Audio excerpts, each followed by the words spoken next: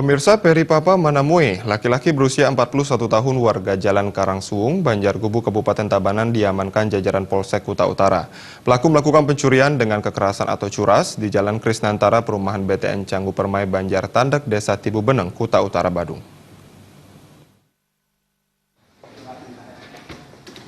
Berdasarkan keterangan korban Lanaus Robin Hamis, laki-laki warga New Zealand, pelaku masuk ke pekarangan rumah dan mengambil laptop milik korban. Pada saat kejadian, korban tidak di rumah. Setibanya di rumah, korban melihat satu unit sepeda motor warna hitam sedang terparkir di depan rumah korban. Dilihat pelaku Peri Papa Manamue berdiri di kebunnya dengan membawa tas. Korban lalu bertanya kepada pelaku dan kepada saksi. Namun saksi merasa tidak mengenal pelaku. Pelaku lalu pergi ke arah sepeda motornya.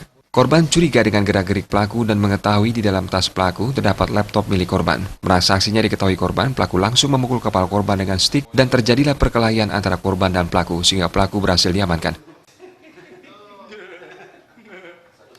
TKP di Jalan Krishna 1, Tibubeneng.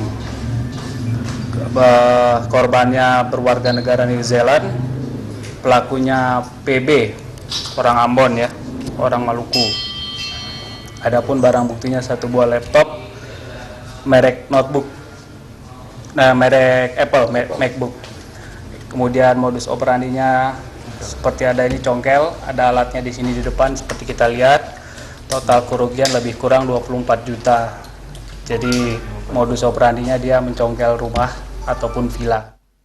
Dari tangan tersangka, polisi mengamankan barang bukti berupa satu laptop MacBook merek Apple warna silver, satu stik besi milik pelaku, dan satu buah sepeda motor milik pelaku.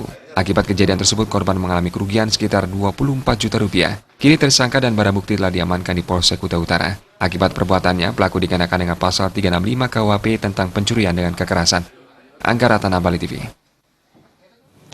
Pemirsa, pemerintah diharapkan segera mengambil tindakan tegas terhadap menjamurnya usaha homestay yang belum